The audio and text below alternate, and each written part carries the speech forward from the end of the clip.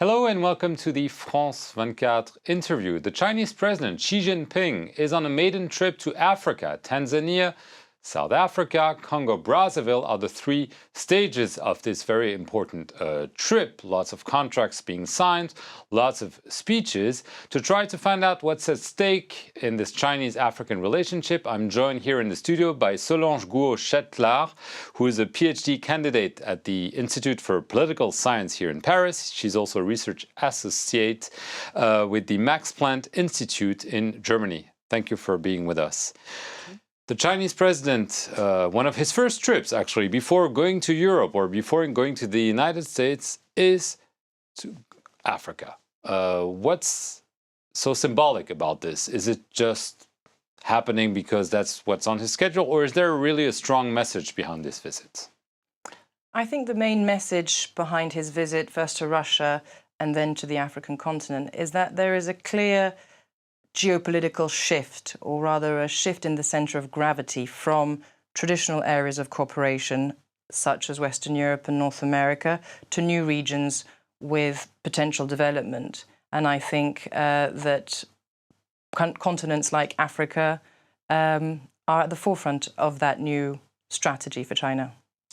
Obviously, he was also in South Africa to attend the so-called BRICS meeting, which is kind of a reunion of emerging economy, Brazil, Russia, India, China, and South Africa. He said he had come with a business delegation to sign, I'm quoting him, deals worth billions of dollars. At the same time, he also made a speech saying that he considered that Africa's growth was really important for Africa and the African people. So there is always this notion that China is there to lay its hands on Africa's riches. At the same time, he seems to convey the message that some of those riches should come back to Africa.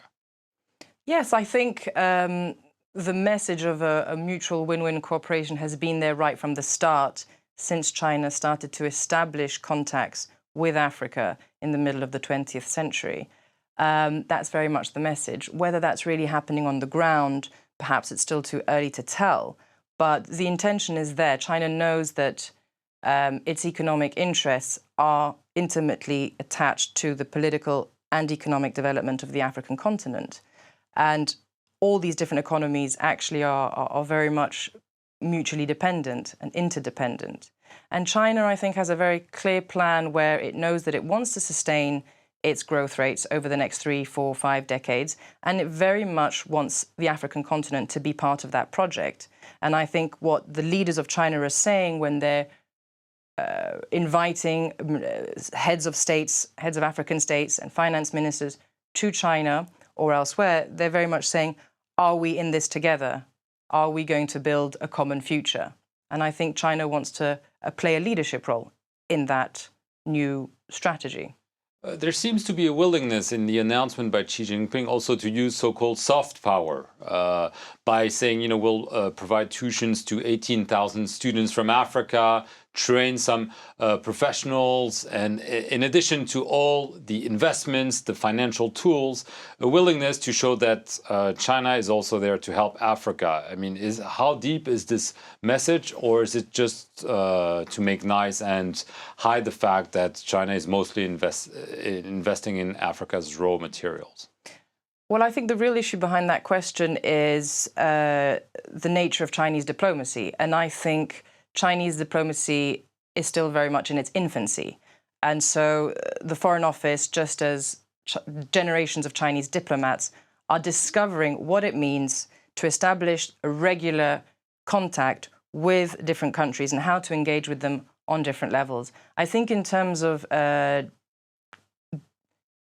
development cooperation, we've seen that right from the outset. So right from the 50s and the 60s, China has pledged allegiance to the cause of third world solidarity. And I think the symbol, one of the main symbols of that was the Tanzania-Zambia railway, which linked landlocked Zambia to the east coast of Africa in Dar es Salaam.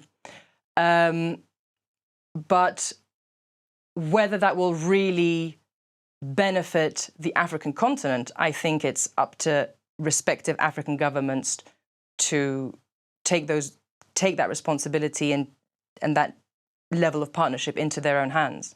Right, but in terms of trade, the trend is really incredible. It's nearly 200 billion, I believe. It's a fourfold increase in 6 years. So clearly, China is Africa's first trading partner before the United States, and that's a sea change.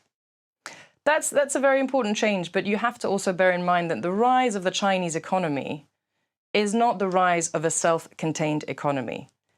China's economy is intimately linked to the world economy. So if China needs copper, it's in order to produce the goods that it sells all over the world. And you have American companies, French companies, British companies, multinational companies that are in China and that are importing these products, manufactured in China and sold to the rest of the world. So what we really have to bear in mind is you have a simultaneous process of liberalization, the go-out policy where China's intention is to move beyond its borders, reach out, establish concrete relations with the rest of the world. And it's happening at a time of accelerated globalization, where ties, trade ties, economic ties, human ties, financial ties are very intricately interlocked. And I think this is also what we have to think about when we're thinking about how China's economy is linked to that of the African continent. There are voices on the continent that are not too happy with China's role. Over the years, there have been several comments. The latest one from the Nigeria Central Bank Governor Lamido Sanusi. He's basically saying China is taking our primary goods, transforming them, and then selling us manufactured goods. And this is what colonialism was about. And I'm going to quote him. Africa is now willingly opening itself up to a new form of imperialism. That's called a backlash. That's partly a backlash. And I think a very common reaction on the part of African leaders is very much to measure or recognize certain patterns that are taking place according to what they've experienced in the past. And they have this colonial history in the past, and it's very easy to sort of project those experiences as what's happening in the contemporary world.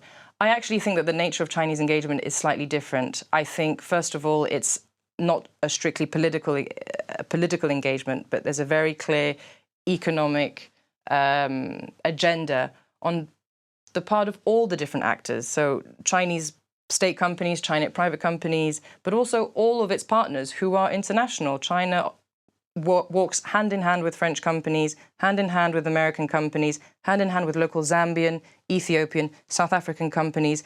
And that's really what is taking place on the ground. And that's the story that's not really being told, is how this process, this hybrid process of interaction is taking place. I think that is something that we should really be looking at in the next few years to come. So you think those criticism are exaggerated or purely political? I mean, you've studied very closely the relationship between China and Zambia. Zambia is a country where there have been lots of tension politically about China's role.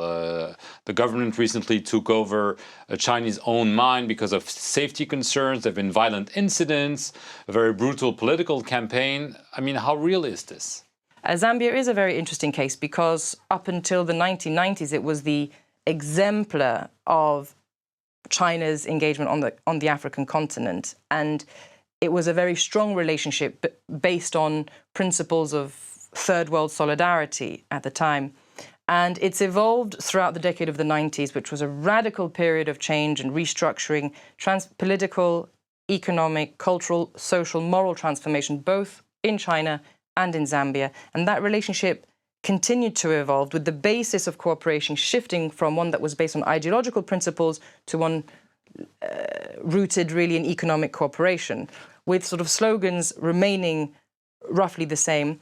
And what you have is suddenly in recent years is sort of this sudden rise of a very vocal African politician who is potentially, at least from the outside, appearing to threaten to deroot the China project on the African continent. And I think that's why a lot of people were interested in the Zambia case, because of this apparent contradiction between this fantastic past of friendship and all-weather friends and sort of a dangerous and not so sure future with the arrival of this new president, Michael Sata. And I think, to put it back into context, we really have to understand the national agenda within Zambia and the national agenda in China. And Michael Sata is a very complex character, and I think his government is now facing a lot of challenges to consolidate itself as the new government of Zambia. It's just succeeded the MMD, the Movement for Multi-Party Democracy, that's been in power for over 2 decades.